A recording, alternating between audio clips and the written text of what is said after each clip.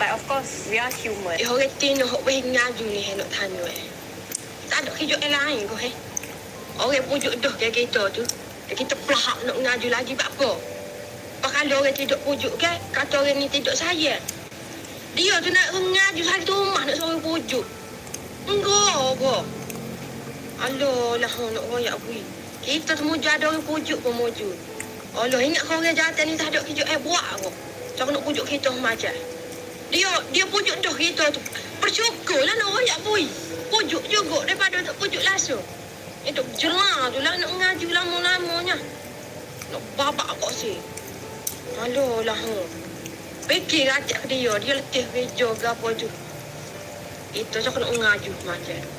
apa ni orang tino hok baik Ku masih sayang orang yang sama